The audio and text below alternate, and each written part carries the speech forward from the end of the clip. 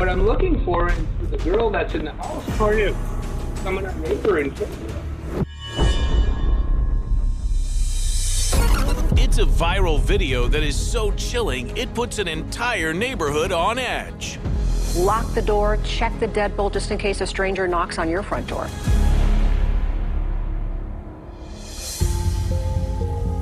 The woman is home alone. She's doing the dishes.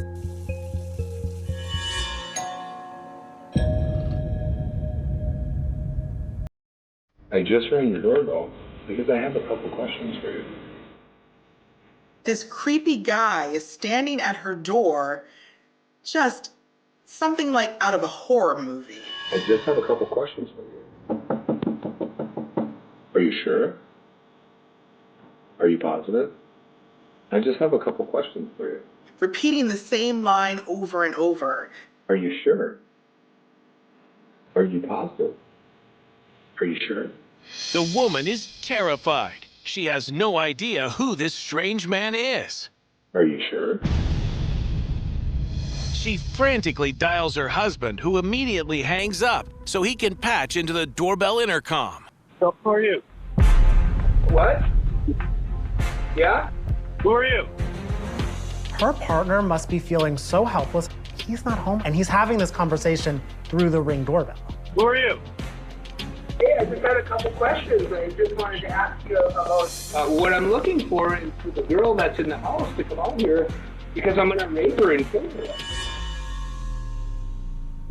He's the most calm, collected criminal I've ever seen. You have her open the door? He doesn't seem to be worried about the cops showing up, and he really just politely almost is asking to get inside the house to do terrible things. The wife has dialed 911 and the operator is on the phone with her. But they don't know if the man is mentally unstable, high on something, or just evil. Rape and kill the girl that's on the other side of this door when she lets me in. I want to rape her and kill her because I have a knife and a gun. I would absolutely believe what he said 100%. Anyone who would lay out that they want to rape and kill me on a video camera is probably going to do it. I have to imagine in that moment, the husband is freaking out. This guy is standing there in this dingy tank top, scraggly beard, saying that he wants to rape and kill his wife. And then he continues to knock. And I'm gonna knock on the door again. This guy has a bag with him, and I can only imagine the contents of that bag are not good. Rope, tape, weapons. I imagine nothing good is in that bag.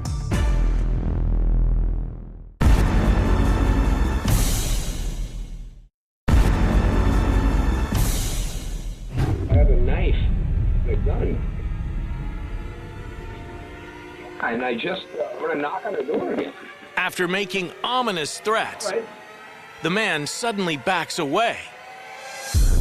But is this really over? Are you sure? Idea. What? He's kind of walking away from the house, mumbling to himself, looking back, trying to see any signs of life through the window or something. What?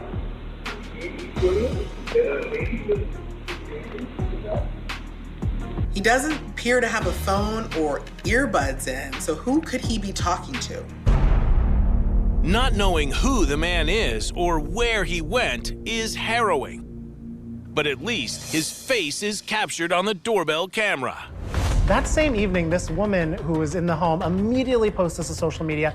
The video instantly goes viral. Terrifying moments for a downtown Las Vegas homeowner who posted this video on social media. They shared it on Facebook just so neighbors could be aware. This video was shared online more than 78,000 times. And that helps police track down the creepy stranger the very next morning. An alert citizen recognizes him from the viral video. She sees him walking past her place of work and points him out to a police officer. Standing on the corner, like at the crosswalk. And I'm like, wait, that's a guy I seen this morning. He is identified as Christopher Sums, and police learn that he's wanted in 2 other states. actually a fugitive from California and had been wanted there for stalking.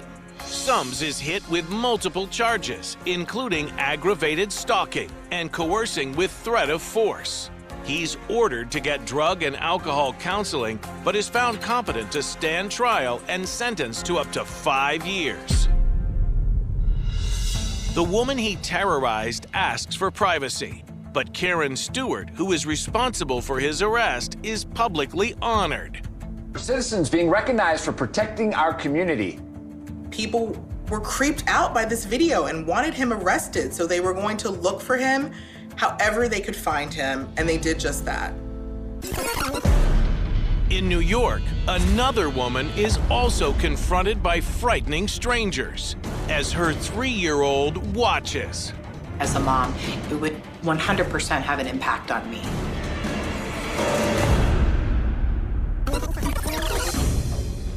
We're looking at surveillance footage of the lobby of an apartment building. A mother is coming down the stairs with her 3-year-old son. Something she's probably done dozens of times. She sees 2 men standing in the lobby. At first, it seems like nothing to worry about, but cameras reveal they've been lurking here for more than an hour. Looks like they're just waiting for the elevator, but then they turn, they pull a gun out, and they force her up against the wall. They point a gun at her, and then they point the gun at her son, and she's like, "Don't point the gun at my son." As a mom to a 3-year-old, if something like this happened, it's the first thing you think about is your child. I can only imagine what she was feeling like, wanting to protect her child in this situation. She has to imagine that these criminals are completely dangerous and not all there. And what could they do if they're willing to point a gun at a child? They demand that she hand over everything she has and threaten to take her son if she doesn't. If you're in this type of situation, let it all go. Whatever they want, just give it to them. Those items can be replaced later. Panicked, she pleads for her son's life, but the men silence her. And to her horror, they tug at her little boy. This video is absolutely terrifying.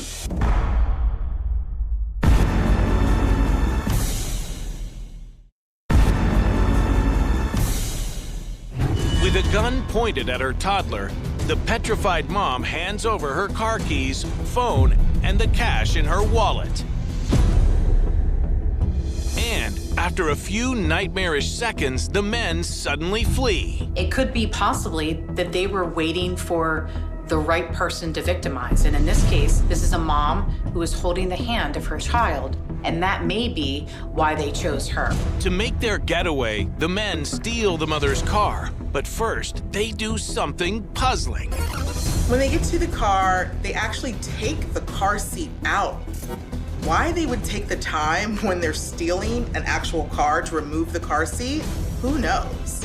As police hunt for the men, they turn to the local media for help. Surveillance video out of the Bronx shows a pair of suspected thieves walking off with a single mom's belongings. The traumatized mother speaks to reporters. She told us he put his hand on her mouth and said, "Shut up, shut up, shut up." He put the gun to her body and she said, "Don't touch my son." But then they put the gun right against his head anyway. Es el peor momento de mi vida. Here you go. The worst moment of your life. Yeah. For a child, it's a horrifying and potentially damaging experience. 3-year-olds are smart, and they come up with a lot of questions. And sometimes it's something that may come on years later. This kid is going to remember this event for quite a while. And for however many years this kid's going to remember this event is probably how long you need to stay in jail. As the story goes viral, people are outraged. Even the city's mayor weighs in. But 3 days later, police catch a break. In this day and age of technology, investigators were able to track the vehicle through its GPS. A few days later, police arrest one of the men, 23-year-old Carlos Guzman. He's charged with second-degree robbery and sentenced to 5 years. The second culprit, Wagner Argamonte, is arrested a month later and charged with first-degree robbery. Police believe it was a random attack. This mother did nothing wrong. This child did nothing wrong. And unfortunately, they were victimized. It's in these types of situations, it doesn't matter how familiar you are with your surroundings sometimes, you just never know when you could become a victim.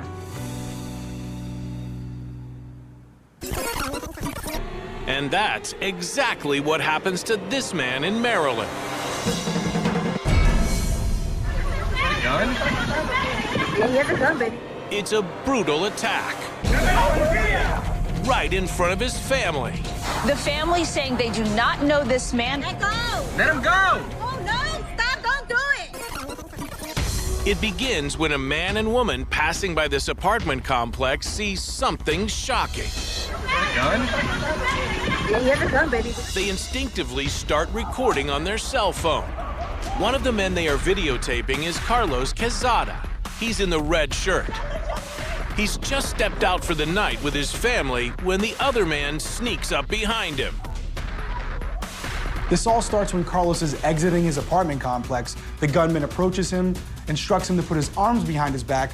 He decides not to do so. He realizes the situation's gonna get bad, proceeds to fight the suspect over the gun. No! Stop! Don't do it! Carlos is pinned to the ground, and the gunman is holding a revolver right to his chest. What are you doing, bro? And then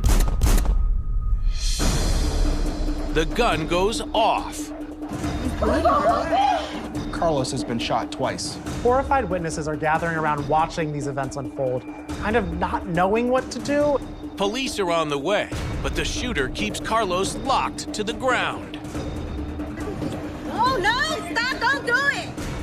It looks like he's trying to shoot Carlos again. We're watching them wrestling on the ground until... Don't do it! We hear that gun click. And amazingly, the gun misfires. Now, brave bystanders seize the chance to help Carlos. This is a really frantic scene. You got people screaming for help. Ayúdale, ayúdale! And you have multiple individuals fighting over a gun. It could go off in any direction. People's lives are at stake here.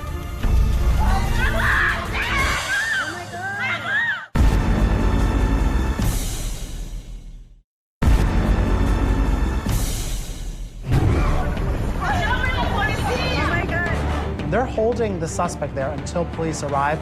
One woman refuses to back down, even as others try to pull her away.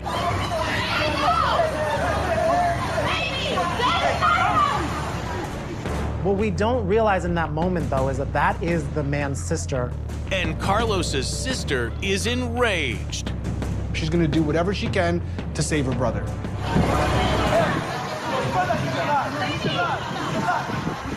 This is obviously a traumatizing situation for the entire family. Nobody should ever witness this. Carlos is rushed to the hospital. He's been shot in the leg and the chest and has a collapsed lung. It's really incredible that Carlos survived this situation. When the firearm is later recovered, there is a live round still in the revolver. The gunman is arrested immediately. The shooter is identified as 24-year-old Marcus Elijah Conway. He doesn't reveal why he shot Carlos, but he's hit with multiple charges, including attempted second-degree murder and first-degree assault. He is still awaiting trial, and it turns out he has 3 prior felony convictions. So he should not have been in possession of a firearm, but as we know, most felons don't follow the rules. The video of the harrowing scene goes viral as soon as it hits the news. The man shot twice after leaving his apartment. Good Samaritans are seen jumping in to help a man struggling with the person who just shot him. The gunman put a revolver to her brother's head. The victim's protective sister also speaks to reporters. She tells me at first she froze in shock and then jumped out of the car screaming for help and trying to stop traffic as her brother struggled with the suspect on the ground. People are stunned that so many bystanders risked their own lives to help Carlos. I would absolutely consider these Good Samaritans heroes. They decided to act when they didn't have to. I'm glad they acted as fast as they did because I believe they saved Carlos's life. In Florida, a different kind of attempt to save someone leads to viral infamy. In this moment, these kids are thinking, oh, this is going to make a great TikTok. What's your phone? Oh, please. It's spring break in Clearwater, Florida, and as you can imagine, there's a lot of college kids on the beach having a good time. Which means a bunch of 19-year-olds drunk out of their mind, just living what they think is their best life on the beach. I feel bad for all the officers that found out they are working this week. You're there in a bulletproof vest in 90-degree weather. It's not fun. So this video kicks off with a fight. 3 people came up to me, they're like they wanted to fight me. Stop! Oh, my arm, bro! Sir, I was scared for my life. You were on top of him, bro! Which the police came to break this fight up and arrested some people. Get off, bro! Including Dominic Glass, who was handcuffed in the back of the car. Bro, like, chill. What am I doing wrong? Hey, OP, get this on camera. You stupid bitch. It's chaotic. People are clearly intoxicated. Back up, bro. Take these cuffs off me, bro. At this point, there are hundreds of kids standing around the vehicle, and it's 2 or 3 officers amongst a very large group of people. Everyone has their phone out, and as an officer, you always have to be aware of that person who may be trying to create that next viral moment. And suddenly,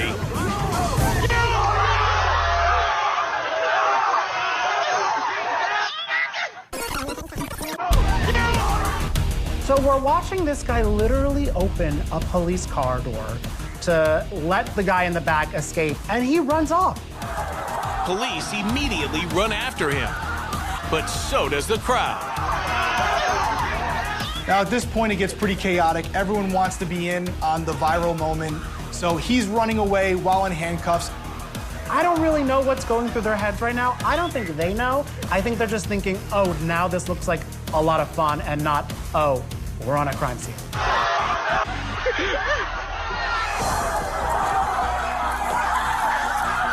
Now officers realize what has just transpired. They had someone who's in handcuffs, so not only was he being detained, but they are also responsible for his safety, so they need to get him under control as fast as possible. The wild chase is captured from a variety of angles by many of the young onlookers. So near the end of this clip, you can see that an officer is able to cut off the young gentleman that was in handcuffs. It seems that he deploys a taser. I really don't think that the young man realizes the type of trouble he's in. Back up now! Back up! Congratulations. You're getting an escaping charge. What could have just been something where he was written up for fighting on the beach, maybe issued a citation, now he's looking at some serious charges. They put him back in the cruiser, and they make the right decision this time by pulling the cruiser away from the crowd. And now the young escape artist is a tad winded. Holy bro. What other information do you need to get me out of this car and give me some air, boss? Within hours, the video is all over social media platforms and instantly goes viral. Tonight we have this viral spring break moment. The video is going viral on TikTok. 18-year-old Dominic Glass makes a run for it. Glass is arrested. He pleads guilty to resisting an officer without violence and is ordered to pay a fine. But police also want to find his accomplice. They're looking for the guy who helped him make this getaway in the first place. It doesn't take long to identify him. He posted online that he was the guy who opened the door, I think because he wanted some attention. His name is Adam Assad. Unfortunately for him, investigators also see his post. The next day, police make a post of their own. Adam really wanted attention from all of this, and the police did give him attention by tweeting out his mugshot, saying he's going to be famous for going to jail. Assad is charged with obstructing an arrest without violence and aiding an escape. But after completing a court-ordered program for nonviolent offenses, his case is dismissed. I think it's clear to say that the infamy or the celebrity that came with this, that momentary viral moment, wasn't worth what they had to go through, because although everyone was laughing and running with them at the time, They weren't the ones doing the community service with them, I can guarantee you that.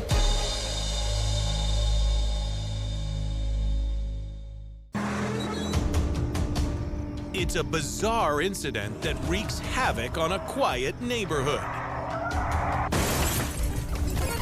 Honestly thought it was like a dream, like what's actually happening right now. It all begins around 4:30 in the morning. Jose and Brenna live with their 2 young kids on this suburban street. So it's relatively quiet, and out of nowhere, we see a white pickup truck fly through that intersection without even hitting its brakes. We had just come to bed, and all of a sudden we just heard this sound. Driving through not only a tree, but a car, and also hitting the brick wall of this house. And I immediately said, we have to go check the girls. Inside, the couple's 2 daughters are sleeping. So my first thought was check the baby's room, and we ran in there first, and she was okay. Panicked, they race to their 12-year-old's room. And she met us in the hall and said that this crash shook her whole room. She was so scared. This was a bad situation, but it could have been a lot worse. If it wasn't for that small tree and that vehicle in the front yard, that truck would have driven directly into the bedroom of that small girl. He was just barreling because we're like in the neighborhood, so it's 35 here. He must have gone like 55. So at this point, the driver of the truck proceeds to try to back out of the yard, running back over the tree. He was stuck on that tree for so long. Yeah. And at any point, he could have stopped and gone, okay, I've done something wrong. I need to go make this right. And he didn't. I was honestly going out there to make sure he was okay and not dead or something, but now he decided to just take off. That's when he got on the cameras and checked the footage. So from the footage, you actually have a pretty good shot of the driver. You can see that he's a heavy-set individual, and more importantly, he's wearing what appears to be some type of reflective vest. I would assume somebody in a reflective jacket or vest is working in construction. It wouldn't be so far-fetched to imagine somebody who's working extremely long hours, maybe falling asleep, unfortunately, behind the wheel. He doesn't appear to hit his brakes at all, so I would really want to know why that is. We think he ran into the house because he was inebriated. There was no way that he didn't notice that he was about to hit a house without being under the influence of something. He decides to leave the scene of the accident without checking to make sure that no one's injured or reporting it to the owners of the vehicle and the house. Now you have failure to stop, duty to stop, which would be a misdemeanor in most states. The next day, the news is all over this wild story. Police are trying to find the driver who, as you can see here, careened at nearly full speed into this house in North Lubbock today. Who is this out-of-control driver? And where is he?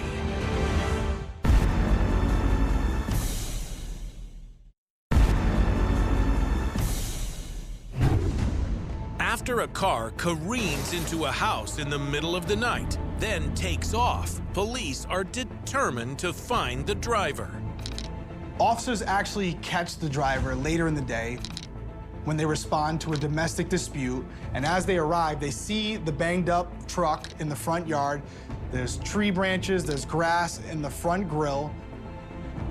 The man is also wearing the same reflective vest as the man in the video. And after questioning, police have probable cause to suspect he was the driver. He is released pending charges. For Brenna and Jose, it turns out to be just one of that month's life-changing events. One of the less crazy twists, but unfortunate twists for this couple is that the next week, they were getting married. We were 9 days away from getting married in Las Vegas when this happened, and that was just not the stress that we needed at the time. I mean, we were already stressed as it was. Yeah. So anybody out there who has planned a wedding knows how stressful that is. Imagine having this catastrophic event on top of that.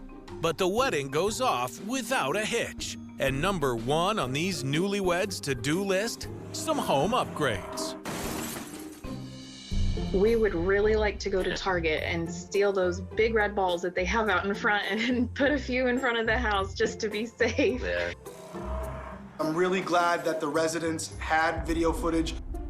More importantly, I'm glad that they had their vehicle parked in front of the house, because if it hadn't been there, this could have been a lot worse of a story. And when people are angry, things can go from bad to worse in a hurry.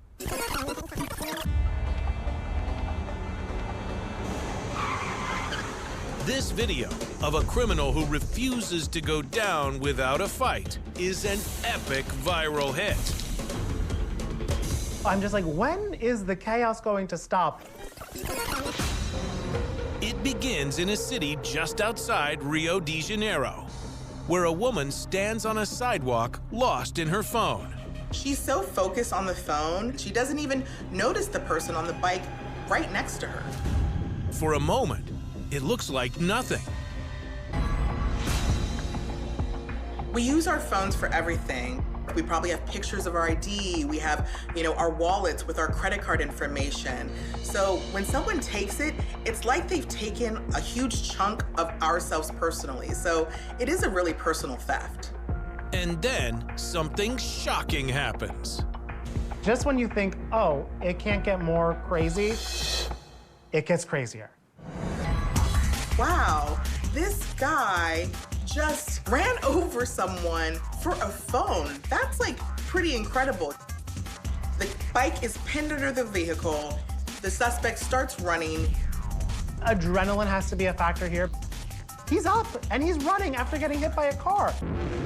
Now, a hot pursuit is underway. But why is the driver of the car joining in? The guy in the vehicle jumps out and starts chasing after the phone thief. I would think no phone is worth whatever is going to happen next, but he darts away. The thief stumbles around the block, but just when he thinks he's dodged everybody, almost out of thin air, we see this man kicking the guy in the head, like truly like he has a black belt in karate or something. You have to imagine this guy has been waiting for this moment his entire life. I mean, how often do you get to do flying karate kicks in the air? Never. If I was him, throw the phone on the ground, say I'm sorry, and hopefully have an escape route. and now a whole crowd of people has joined in to attack the phone thief. Mob mentality is a thing, and when one person starts hitting a criminal, it's a lot easier for other people to get involved. I don't know if this is some robber that has been in the neighborhood that people have been trying to capture for a while, or this is just a one-time occurrence, but they are going to pummel this guy until police arrive.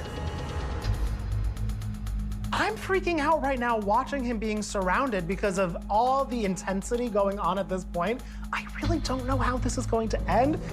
Is this a movie? Where is the special effects coming on? The worst possible scenario that could be happening right now is him dying over this phone.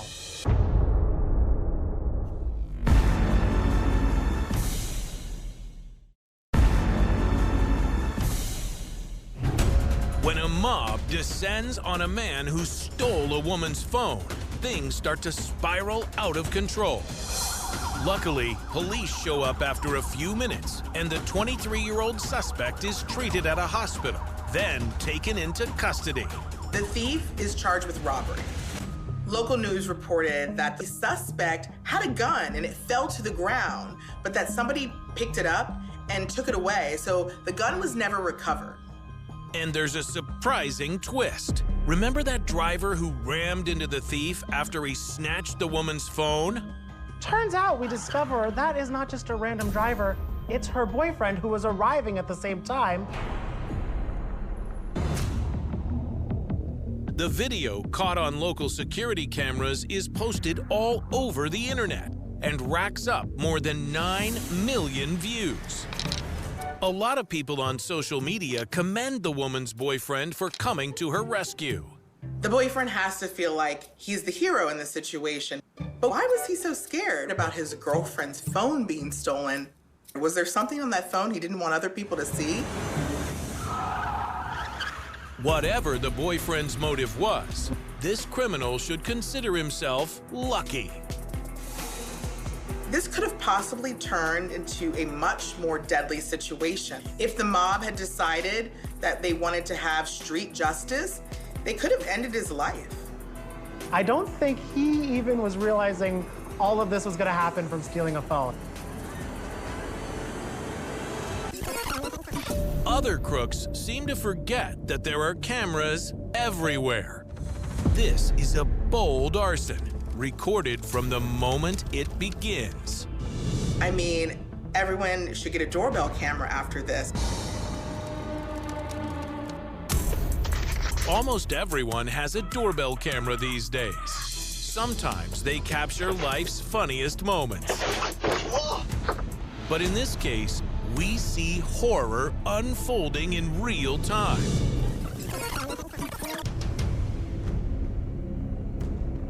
A white guy in a hoodie comes up to the doorbell. He's trying to hide himself, and then he sort of gives up, and then he just starts spraying liquid all over the camera and all over the house, and then lights it on fire. What this suspect may possibly have thought is that if he burns the camera or puts, something on it or something along those lines, that the video won't pick up everything. But what he doesn't realize is if you have one of these cameras at home, it's like a live feed. William Sanders, the homeowner, is at a friend's house having dinner, and he gets an alert from his doorbell camera, sees this guy, and sees his house being set on fire. As he watches in shock, he feels helpless. But he's miles away. All he can do is call the fire department. This is a terrifying situation for this homeowner. The first thing he has to be thinking is, all of my possessions, all of my memories are about to be lost. Luckily, the neighbors actually come over and they start hosing off the house. Then the fire department eventually comes, but they were able to salvage the house. The homeowner has no idea who this man is or why he would do this. So he turns to the local media for help. It's thanks to this doorbell camera that he saw those flames were right outside his home, and a complete stranger was the one who set fire. Personal opinion is they got the wrong house. They should have been somewhere else. You've never seen this guy I've not seen this gentleman before. You don't have beef with anybody? No. Police released the image of the mysterious arsonist to the public. People came forward. They were able to identify the person in this video. And when police show up to apprehend him, he's actually wearing the same shirt that he was the day that he set fire to William's house. 36-year-old Justin Winjum is charged with arson and criminal damage. Doorbell cameras can be a fantastic resource and can also help investigators in many crimes.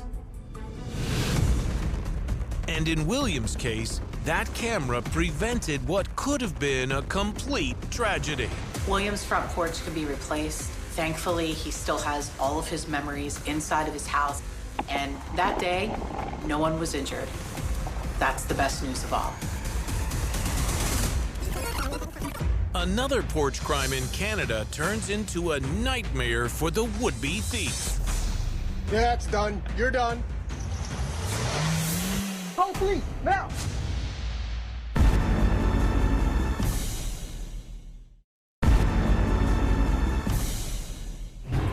Porch pirates. Thieves who steal your packages right off your front doorstep are becoming a persistent nuisance.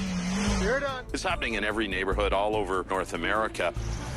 A would-be porch pirate is facing charges. You're done.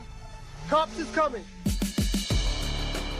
I hate it when this happens, when you got a small car, Mr. B-Town. Oh, let's go into the snowbank.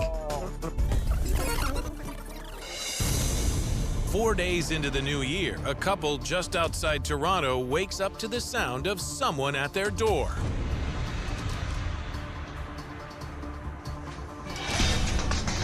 The startled porch pirate bolts to his getaway car. You're done. Cops is coming. Cops is coming. Quick, call the police, now. You call? I'm calling. The wife is so frazzled by the situation. It's going to your number. I don't know the number.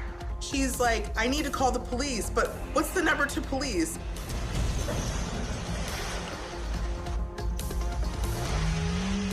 You're done. It's literally a train wreck of a car getaway. Look, Dan, your wheels are not spinning anywhere. You're caught! The wheels of the car are going full force, but nothing is happening. It's only 7 seconds from the time he's busted to the time he gets to his car. But it seems like he is stuck on this snowbank for eternity. Want me to get you a shovel? While the wife is running around trying to figure out the number and call police, the husband actually offers the porch pirate a shovel. I'll get you a shovel. This is the most stereotypical Canadian crime of all time because you have the person who's the victim trying to help the criminal out. You don't see that here in America. He's trying to dig and dig the snow away from his wheels, but the wheels aren't even touching the ground. It's front-wheel drive. You need to get the wheels on the ground. I'm getting an extreme sense of secondhand embarrassment from this video. The wheel is not even on the ground. You need to get the wheel on the ground. It's almost to the point where I want to turn it off, but I also have to keep watching to see if he can get off of the snowbank. The police are coming. Just forget it. Okay, well. I think he is sincerely sorry that he decided to be a porch pirate this day. Your wheels are not spinning anywhere. You're caught! No mercy. It seems like the husband has really calmed down. The entire time, the wife is really angry. You ass! She just wants this guy to get arrested. After 6 minutes of futile tire spinning, police arrive. When the police do show up, the suspect is sitting in his car. Seriously, he's gonna take a sip of water right now? And he actually takes a sip of water, which enrages the wife even more. Hands up. Get out of the car now! Once the homeowner's cell phone footage hits the internet, it's a viral hit with millions of views. For newscasters, it's a struggle to maintain composure. He's trying to peel out of there and front-wheel drive car, it's beached. It's not going anywhere. The homeowner, well, they've already called 911 by now. Now all they can do is sit back and watch the show. He was stuck in a bit of a pickle there, like literally. At a press conference, even the police can't stifle their laughter. Once they get there, sure enough, that individual's still struggling with that vehicle. It is quite comical. Just watching the car after he jumps in, tries to reverse out, gets stuck on the snow, and the wheels are just turning. I feel if we didn't have the police coming to arrest this guy, we would have seen the entire neighborhood get together to help this man get his car off the snow. On social media, the hapless thief takes a beating. Anyone who lives in Canada should definitely know how to maneuver a snowbank. Ultimately, this porch pirate is arrested for theft. Can't imagine the police not laughing at him the entire way to the station. The 33-year-old porch pirate is charged with fraud and theft under $5,000.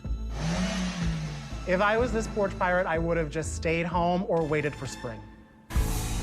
And there's a lesson here for all homeowners. I feel my advice for anybody who owns a home and doesn't want a porch pirate is to know when your packages are arriving or just go to the store. Get down the car now!